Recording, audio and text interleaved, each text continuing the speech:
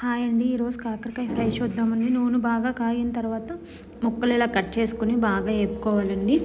బాగా మరి కంప్లీట్గా వేపుకోకుండా కొంచెం పచ్చి ఉండగానే మనం వాటిని తీసేసుకోవాలండి. నేనైతే ముందు రోజు నైటే ఇలా కోసేసుకుని అయితే లోపల ఉన్న గింజలు అయితే రిమూవ్ చేసుకుని పెట్టుకున్నానండి. అంటే మార్నింగ్ నాకు క్యారేజీ టైంకి అవదని చెప్పి నైటే నేను లోపల ఉన్న సీడ్స్ అన్నీ కూడా రిమూవ్ చేసేసుకున్నానండి. మా వాళ్ళ సీడ్స్ అయితే తినరండి మా ఇంట్లో.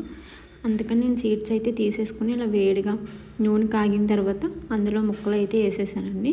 వేసి జస్ట్ మనం కొంతసేపు అలా అలా అటు ఇటు తిప్పుకున్న తర్వాత మూత అయితే పెట్టొద్దండి. మూత పెడితే బాగా మగ్గిపోతాయి. పక్కకి సైడ్కి అయితే ప్లేట్లో తీసేసుకున్నాను. దీని స్టఫింగ్ కోసం అయితే ఒక మిక్సీ జార్ తీసుకుని ఒక 10 వెల్లుల్లిపై తొక్కవలసేసి వేసుకున్నానండి. ఒక 10 వరకు వేసుకోండి. తర్వాత అయితే 2 ఆనియన్స్ అయితే నేను ఇలా కట్ చేసేసుకుని ఆ 2 ఆనియన్స్ ముక్కల కింద కట్ చేసేసుకుని వేసుకున్నానండి. దీంట్లోనే మనం కొంచెం మీకు ఎంత సరిపోద్దో అంత కారం వేసుకోండి. నేనైతే ఒక స్పూను కొంచెం వేసుకున్నాను అంతేనండి. మీ టేస్ట్కి తగ్గట్టు మీరు తినే కారాన్ని బట్టి వేసుకోండి. కొంచెం ధనియాలు అలాగే ఒక 1 స్పూన్ అయితే జీలకర్ర వేసుకోండి.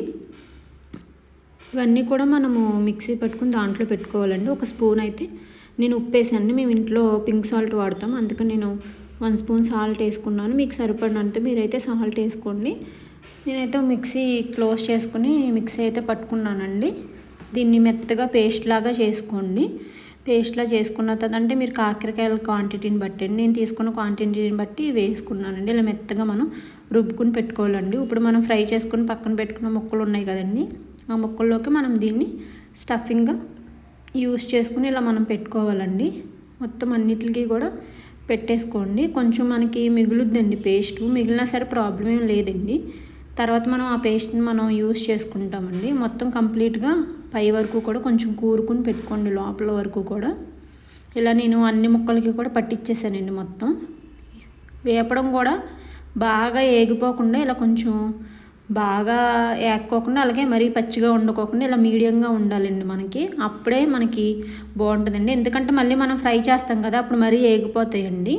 అలా కాకుండా మీడియంగా ఉండగా తీండేలా అయితే నేను అరేంజ్ చేసేసుకున్నాను. ఇప్పుడు అదే బాండీలో మళ్ళీ నేను కొంచెం ఆయిల్ ఎక్స్ట్రా ఆయిల్ పోసుకున్నానండి. కొంచెం ఆయిల్ ఎక్కువే పోసుకోండి, ఎందుకంటే మన గ్రేవీలోకి ఆయిల్ కలుపుకుంటే చాలా బాగుంటుందండి. రైస్లోకి మనం ఫ్రై చేసుకున్న తర్వాత వచ్చిన గ్రేవీ బాగుంటుందండి. ఆనియన్స్ పేస్టు గ్రేవీ అది ఆయిల్తో మనం వేడివేడి అన్నంలో కలుపుకుంటే చాలా బాగుంటుందండి ఆయిల్తో.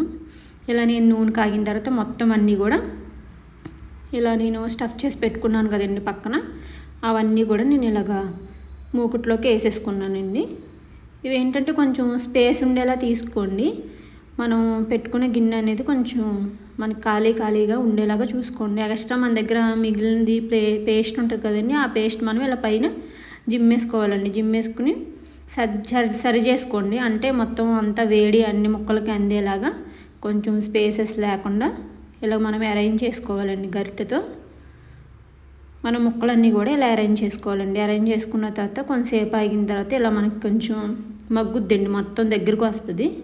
మగ్గిన తర్వాత మనకు కొంచెం గోల్డెన్ బ్రౌన్ కలర్లోకి వస్తుందండి గ్రేవీ. ముక్కలు కూడా కొంచెం మనకి మగ్గినట్టు ముక్కలు ఇలా అవుతాయండి, దగ్గరకు వచ్చేస్తుందండి మొత్తం కర్రీ అంతా కూడా. అప్పుడు నేను ఇంకా న్యాచురల్గా ఉంటుందని చెప్పి నేను మా ఇంట్లో మసాలాలు వేస్తే ఒప్పుకోరండి. ఇన్ కేస్ మీకు అలవాటు ఉంటే కానీ మసాలా పొడి ఏదన్నా జిమ్ముకోండి.